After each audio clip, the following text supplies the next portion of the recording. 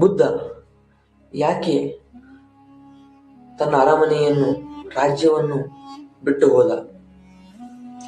ಬುದ್ಧ ಯಾಕೆ ಈ ಮಾನವ ಜೀವನದ ಸತ್ಯವನ್ನು ತಿಳಿದುಕೊಂಡ ನಂತರ ಮರಳಿ ಅರಮನೆಗೆ ಬರಲಿಲ್ಲ, ತನ್ನ ರಾಜ್ಯ ಸುಖಭೋಗ ಸಂಪತ್ತನ್ನು, ವೈಭವವನ್ನು ಅನುಭವಿಸಲಿಲ್ಲ? ಬುದ್ಧನಿಗೆ ತಿಳಿದ ಅಂತ ಮಾನವ ಜೀವನದ ಕಟು ಸತ್ಯವಾದರೂ ಏನು? ಈ ಎಲ್ಲ ಪ್ರಶ್ನೆಗಳಿಗೆ ಉತ್ತರ ತಿಳಿದುಕೊಳ್ಳೋಣ ಬನ್ನಿ.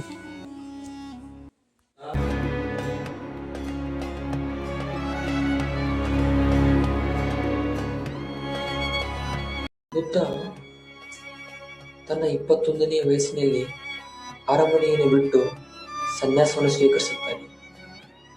ಬುದ್ಧನಿಗೆ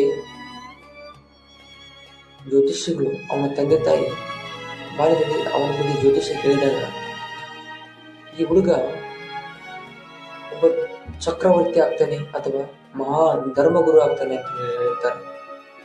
ಇದೇ ಕಾರಣಕ್ಕೆ ತಂದೆ ತಾಯಿಗಳು ಕೂಡ ಯಾವತ್ತೂ ಕೂಡ ಮನೆಯಿಂದ ಆಚೆ ಬಿಟ್ಟಿರಲಿಲ್ಲ.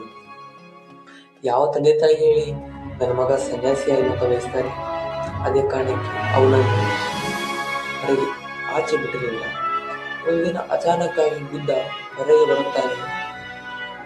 ಒಬ್ಬ ವಯಸ್ಸಿನ ಮುದುಕ, ಒಬ್ಬ ರೋಗಿ, ಒಂದು ಹಣ, ಶವ, ಒಬ್ಬ ಸನ್ಯಾಸಿ ನೋಡ್ತಾನೆ. ಈ 4 ದೃಶ್ಯಗಳು ಅವನ ಮನಸ್ಸಿನ ಮೇಲೆ ಪ್ರಭಾವ ಬೀರ್ತವೆ. ಬುದ್ಧ ರಾತ್ರೋರಾತ್ರಿ ಮನೆ ಬಿಟ್ಟು ಹೋಗ್ತಾನೆ. ಇದೆಲ್ಲ ನಿಮ್ಗೂ ಗೊತ್ತಿದೆ. ಆದ್ರೆ ಈ ವಿಷಯ ಏನಪ್ಪಾ ಅಂತಂದ್ರೆ, ಬುದ್ಧ ಸನ್ಯಾಸವನ್ನು ಸ್ವೀಕರಿಸಿದ ನಂತರ ಕೂಡ ಈ ಒಬ್ಬ ಮನುಷ್ಯನಿಗೆ ಈ ಸಾವು, ರೋಗ, ವೃದ್ಧಾಪ್ಯ ಯಾಕೆ ಬರುತ್ತೆ ಅಂತ ತಿಳ್ಕೊಂಡ ಮೇಲೂ ಕೂಡ ಬುದ್ಧ ಯಾಕೆ ವಾಪಸ್ ಬರಲಿಲ್ಲ? ತನ್ನ ಅರಮನೆಯನ್ನು, ಸುಖ ಸಂಪತ್ತನ್ನು ಅನುಭವಿಸಲಿಲ್ಲ? ಬುದ್ಧನಿಗೆ ಏನ್ ಕಮ್ಮಿ ಇತ್ತು? ಎಲ್ಲ ರಾಜ್ಯ ಇತ್ತು, ಎಲ್ಲ ಇತ್ತು, ಸುಖ ಸಂಪತ್ತು, ಐಶ್ವರ್ಯ ಇತ್ತು, ಎಲ್ಲ ಇದ್ರೂ ಕೂಡ ಬುದ್ಧ ವಾಪಸ್ ಯಾಕೆ ಬರಲಿಲ್ಲ? ತನ್ನ ಅರಮನೆಗೆ ಮರಳಿ ಬರಲಿಲ್ಲ, ಅದನ್ನ ರಾಜ್ಯಭಾರ ಮಾಡಲಿಲ್ಲ? ಇದೇ ಪ್ರಶ್ನೆ.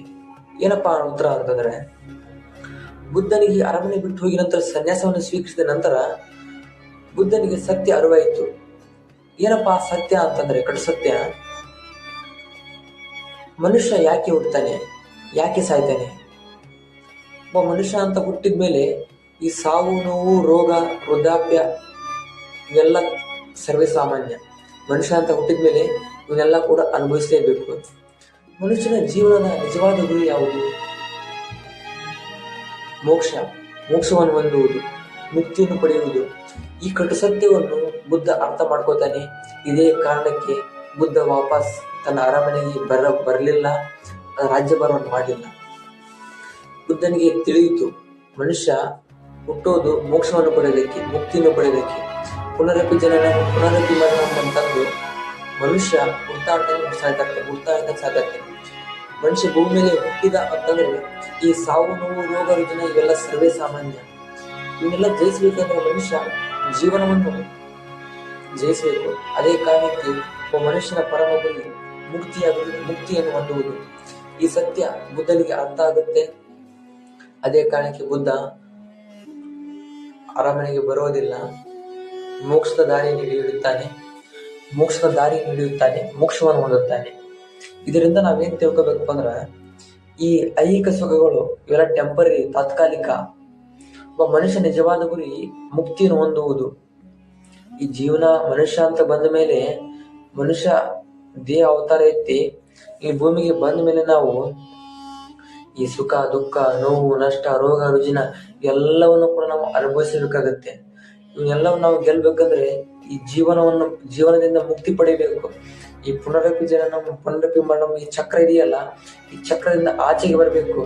ಈ ಸತ್ಯವನ್ನು ಬುದ್ಧ ಇಲ್ಲಿ ತಿಳಿಸಿಕೊಡ್ತಾನೆ. ಧನ್ಯವಾದಗಳು.